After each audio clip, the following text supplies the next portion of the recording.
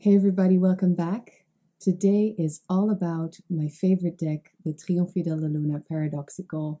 And upon request, I am showing you today how years ago when I got this deck, I made a map of it. I like to map out my favorite decks. I also did this with my Rider-Waite-Smith Centennial.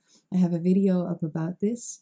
And this is really diving back into my first tarot journal.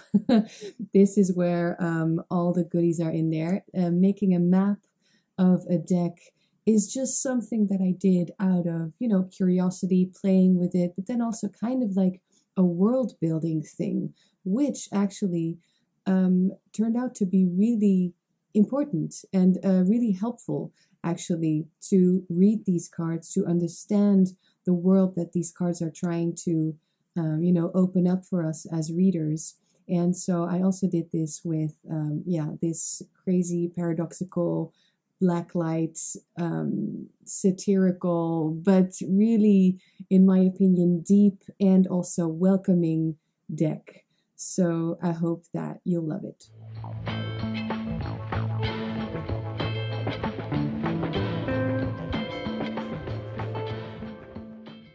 I did a deep dive a while ago with Manuela from Place of Stillness. We did a live. It lasted for a good 2 hours, which was all about this deck. She has the Paradoxical Blue. I have the Paradoxical Original. And so we just talked about different cards and how we, work with these cards. It was a lot of fun. So I'll link that as well. But let's get into these things that I wrote down apparently in June of 2018. So it's always fun to open up this tarot journal, which was definitely the most elaborate one. But it's nice because that's, the moment I really got to know my decks. So it's always fun to flip through this again to see what I was thinking back then. So the Trionfi Della Luna, to me, it looks like, and this is part of all of that world building, which really helps, as I'm saying, like to put yourself in the card and put yourself in this world and get a feel of this world. And to me, this deck just had all that I needed. And it's nice also just for me to get back to that because I tend to forget now that it feels so nice and homey. I tend to forget that this deck years ago to me was something extremely special and opened up this whole astral, world building, as I keep saying. So to me, the Trionfi Della Luna, the paradoxical version, looks like the underworld. That's not a negative thing, but it's the world of the subconscious, of confusion. I'm trying to translate here immediately. Confusion and like the paradox in things, and that other world, the word that I will put in the screen. It's the realm of the shadow. There are a lot of flames and demons that we can see on surprising places in the backgrounds of these cards, but also just, part of the little friendly demon creatures, as I like to call them, in the cards. And this doesn't mean that they are in hell, but they are in this deep shadow realm that lives in all of us.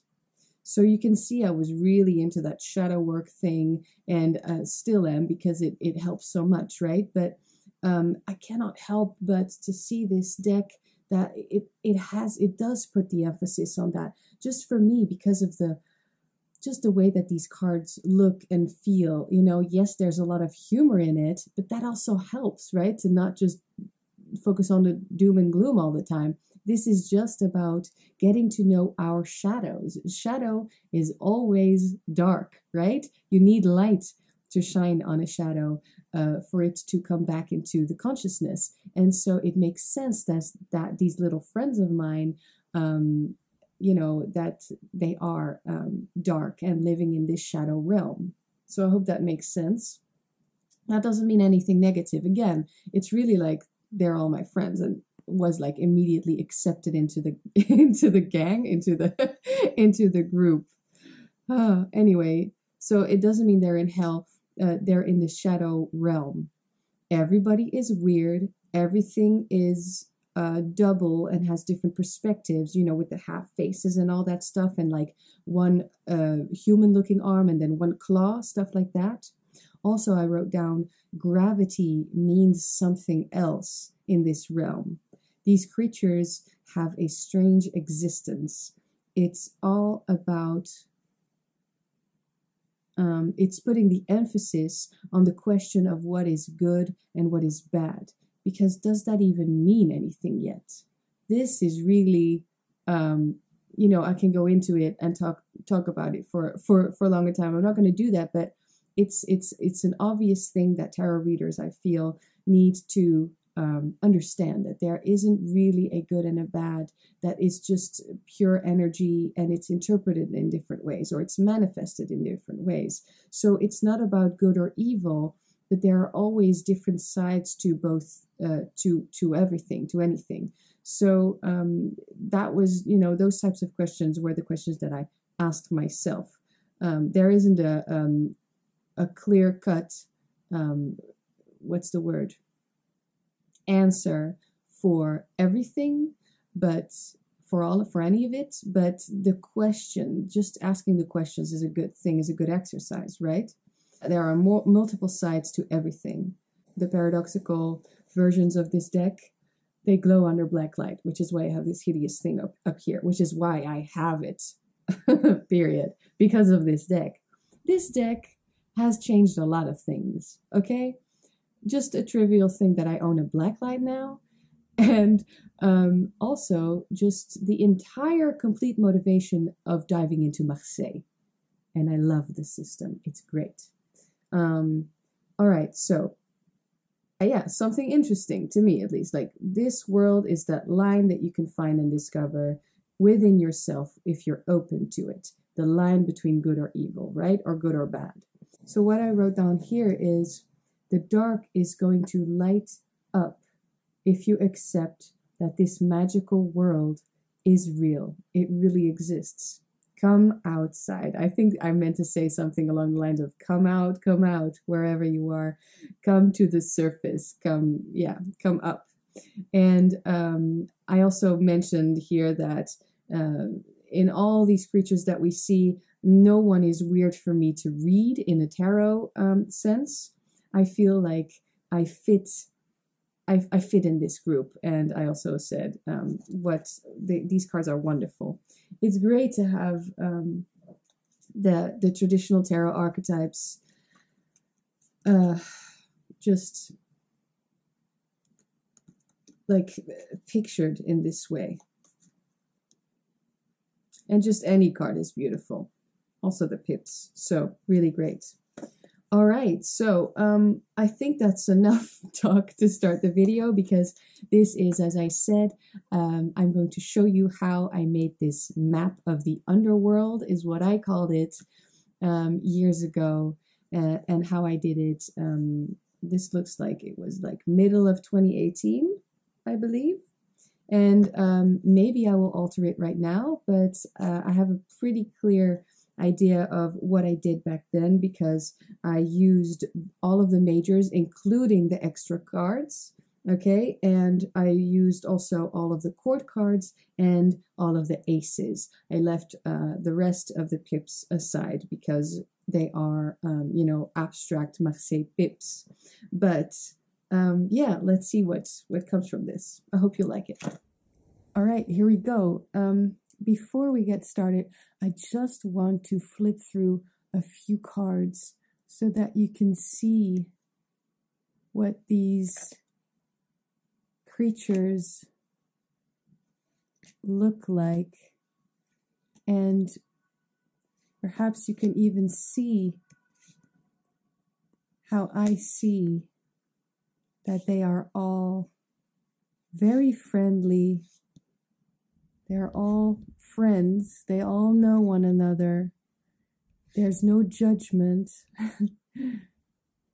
Look at that judgment. And yeah, how it's so easy to befriend these little demons. All right, so let's start with because I was, of course, very thorough in this world building thing, in this map making. I have an other land over there. I have a high mountain. Who can guess who's supposed to be on there? I have a beautiful garden over here, and I have some water and a moat is what it's called. Then around here, I made a city. There's also a graveyard.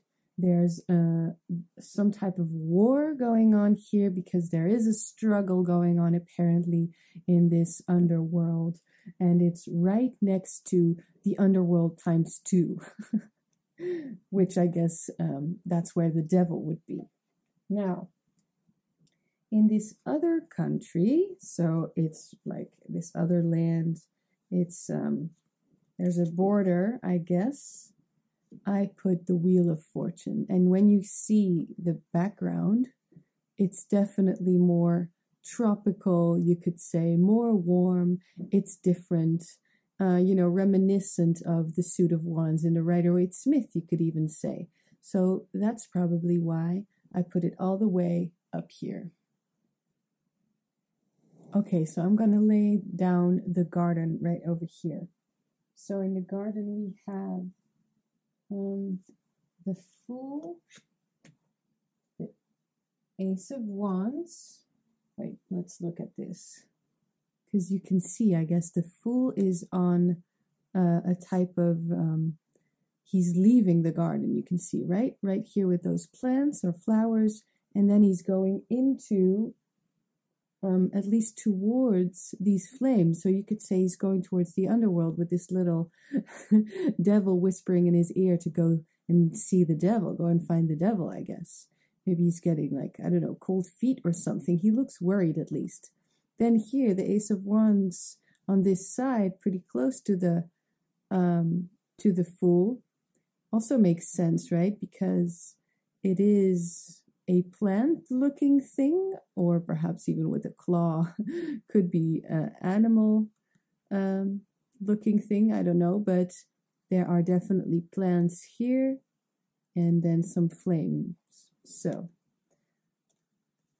let's see. Let's look at this sequence that I have going on here. That's what it looks like, at least. We start off with, right smack down in the middle of a beautiful garden. Do you see that? How romantic, the lovers. They look so happy together, don't they? So the lovers. Then a little bit down is the sun, which also makes sense because it's close to water, right? Remember when I said that there was also water in the moat? So it would be, in my mind, would be a little bit like this. Perhaps we can align the horizons. Then we go from the sun to the Page of Wands, who is, you could even say, tending the garden, tending to the garden. Isn't that cool? Of course, the Empress is standing in front of a beautiful, bush of roses right there in the middle of her garden, we could even say, with a peacock-looking pet creature, monster, demon. So really at ease here, perhaps even keeping an eye on that page if he's doing a good job. Close to her is the Queen of Wands, and this is a big garden, right? Because we see large trees in the distance. Perhaps she came here to plant this Ace of Wands, this flower plant-looking thing, or perhaps she just picked it. That's also possible. Then next to her is the lightning. Okay, well, that makes sense with the trees. I already felt that. In the distance, apparently, I'd say that this is in the distance, there's a tree burning. Oh, no. Look at that. Those poor demon chickens or sheep, I don't know, one of the two, are really freaking out. That's so sad. And then from there on, there is the Ace of Wands, pretty close to it, and the Fool. Now it makes sense that there's this fire. So let's place them in the garden, close to the water, close to the mountain and on the way to the underworld, like a kind of path, as in underworld times 2, because to me, this is all the underworld. But, you know, again, a friendly one.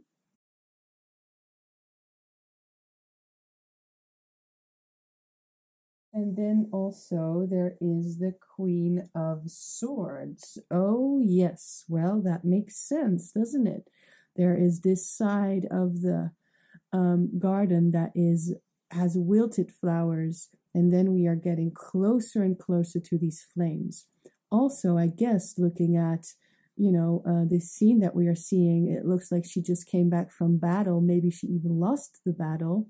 Makes sense that she's pretty much the door to this war or quarrel, at least, that's been going on this side of this map. Maybe that's just like a war zone kind of thing. I don't know, but you know what I mean? It's, yeah, she kind of bridges the gap, I guess. So she's over here. Ace of coins, I mean, and the page of coins close to one another, right at the edge of the garden and the city. Yeah, Ace of coins should definitely be in the garden still. But perhaps we are, you know, moving towards the city. Or actually, I'd say that this page of coins is almost near that water and came from the city, and he's moving towards the garden. Then over here, apparently, in my mind, there was a moat. It will make sense when we go through it again, I'm sure. So here we definitely have a lot of water, right? So we have the Page of Cups. Maybe a dam broke because they're just standing in the river, right? Look at that. He's the furthest, I'd say, away from the garden. Look at the background. There's more water, and those large trees are in the background. Now, the Queen of Wands, I'd say she's at the edge of this water and the garden, because we can see quite a lot of flowers. Then the king makes sense that he's on this side, because in his background looks like a mix between a garden and the city, right? And then we get to the emperor, who is definitely has his feet on the land, is in the city.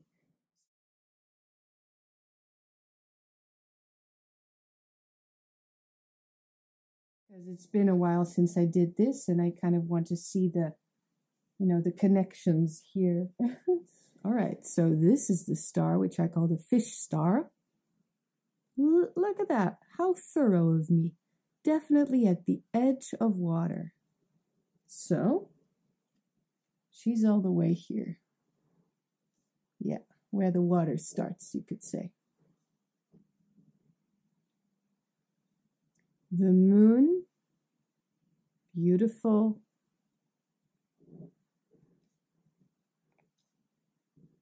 We get to the Ace of Cups, like a fountain flowing, and there this river starts with one of my favorite details in this deck, the elephant having a drink with temperance. Wonderful.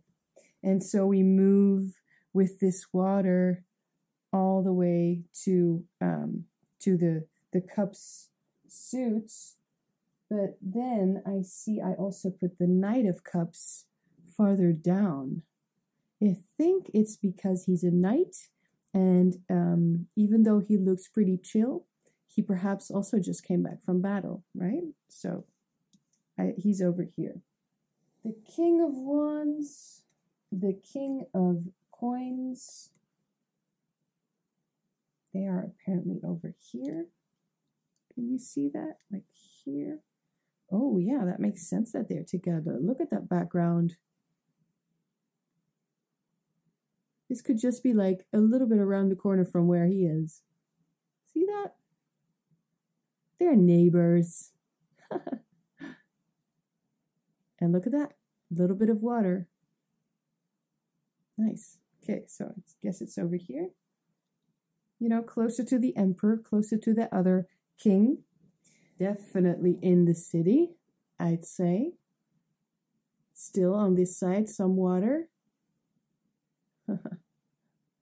Could be the continuation of the river with all of their tears.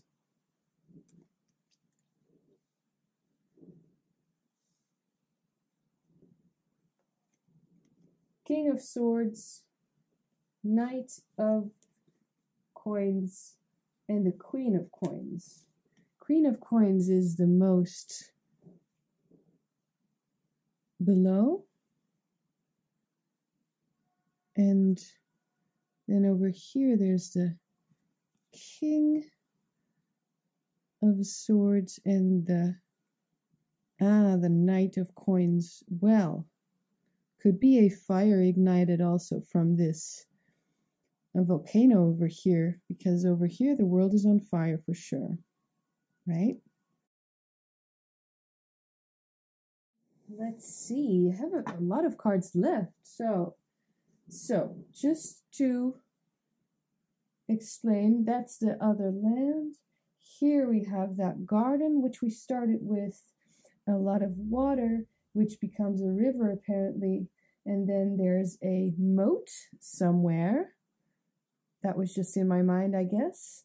Or between, you know, the land and the water, I'd say.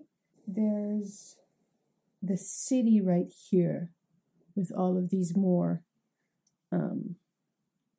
well, urban backgrounds, right?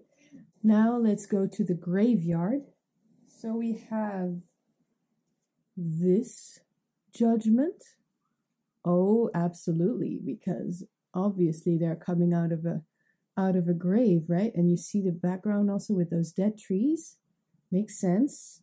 Next to that, we have Arcanum number 13. Definitely a graveyard, I'd say. And from there on, we have the Strength card, the Fortitude card. I think I made her in the graveyard because she's kind of like walking this path, and look at that little building right there. And finally, I put the Page of Swords also really on the edge of the graveyard. And I think it's because he's already climbing upwards to a mountain where we're going to find the Hermit. Without a doubt, the Hermit is always on a mountain for me. All right, so let's place them in the map.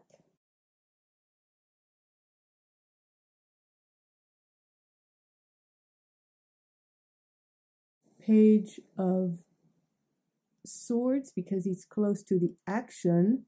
Looks like there's definitely some fighting going on there.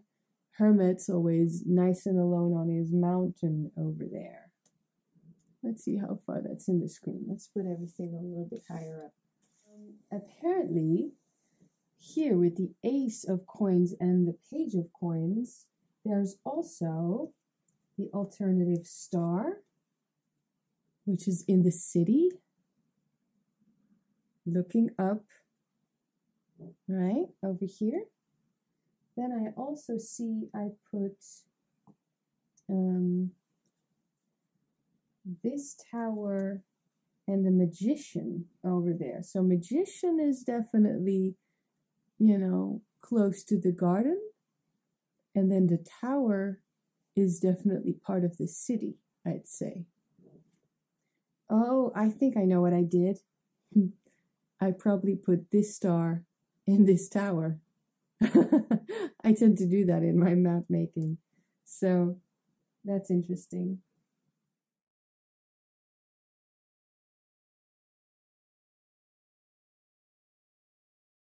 And then next to the tower, we have the Ace of Swords. I guess that is to say this is where the fight begins. And next to it, we have, yeah, definitely these two knights in this order. So there are more and more flames coming in the background. And we also have the Chariot which I think I put here because of that shooting star that these two cards have. Plus, looks like, you know, some sort of I won the fight idea, and he's going back to the city, right? So that's the war zone for you. And then next to this graveyard, we have the two devils and the judgment and the high priestess. Wow, this high priestess, I actually put her in the underworld. Well, it definitely makes sense because look at that. We have this.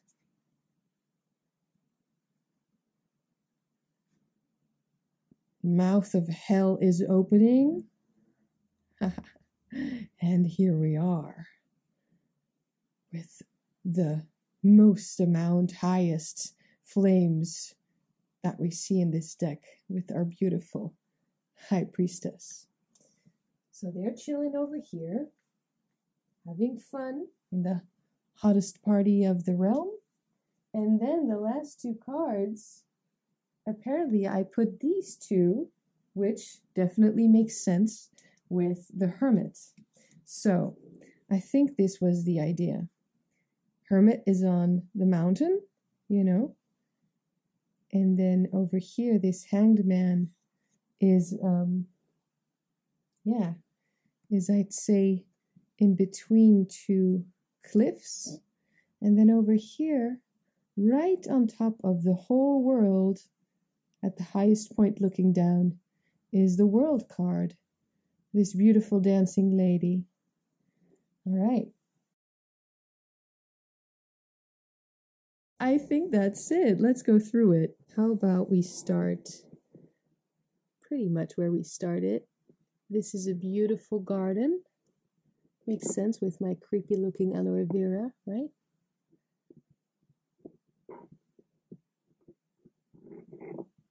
But then more and more flames seem to appear.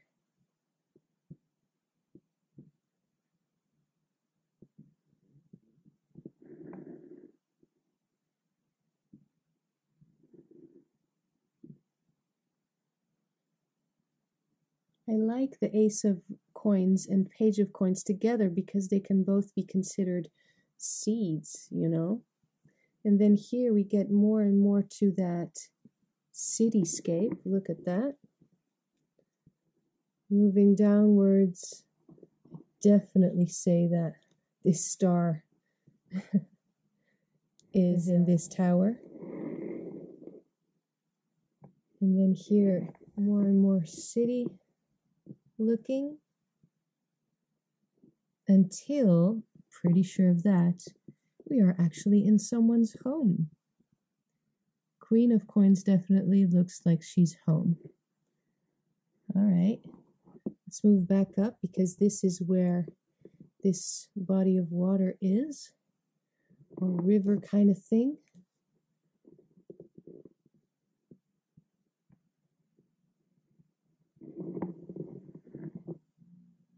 Starting with the star all the way there. And then starting from the top of the mountain, going down to the graveyard. Creatures having fun there as well. All the way to the fighting that's also going on. And then finally, the underworld × 2. Certainly hope you like that. But this is it. This was the map of the underworld that I made a couple years ago using this deck. Hope you liked it. I think looking at the background and all of that, and even the meaning of the cards, it definitely makes sense where everything is situated. I think it's pretty funny if you compare this map to my Rider-Waite-Smith map that there's always, it always seems like the hermit is above, and on that side, on the right side of the map, there's always a river of some sorts. There's definitely a city. So, you know, and another land. So definitely some reoccurring themes, but this is what I see in the cards. So let me know what you think, and I will see you all in the next one. Bye.